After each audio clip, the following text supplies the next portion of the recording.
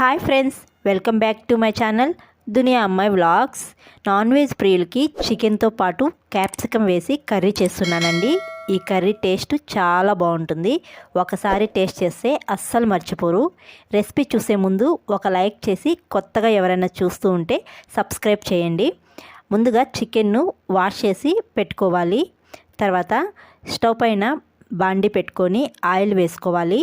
Oil heat అయ్యాక సన్నగా cut చేసిన ఆనియన్స్, పచ్చిమిర్చి, కొద్దిగా సాల్ట్ వేసుకొని వేయించుకోవాలి. తర్వాత ఆనియన్స్ గోల్డెన్ కలర్ వచ్చే వరకు వేయించుకొని అల్లం వెల్లుల్లి పేస్ట్ వేసి వేయించుకోవాలి. అల్లం వెల్లుల్లి పేస్టు పచ్చివాసన పోయేదాకా వేయించుకొని వాష్ చేసిన చికెన్ కూడా వేసి పసుపు, సాల్టు వేసి 1 మినిట్ వరకు వేయించుకోవాలండి. 1 మినిట్ తర్వాత పెద్ద సైజు 4-5 టమాటాలు తీసుకొని సన్నగా కట్ చేసి వేసుకోవాలి.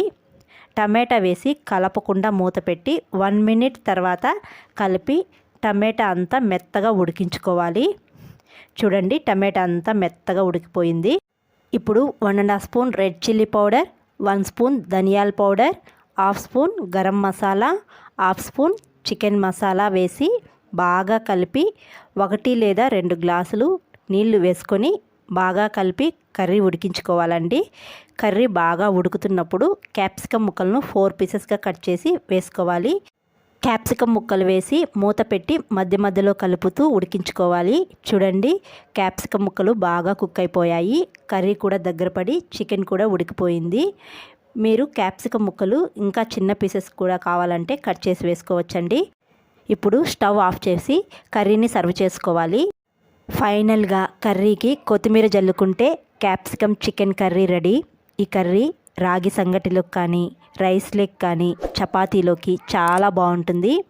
అలాగే ఒక లైక్ చేసి సబ్స్క్రైబ్ చేయడం అస్సలు మర్చిపోకండి.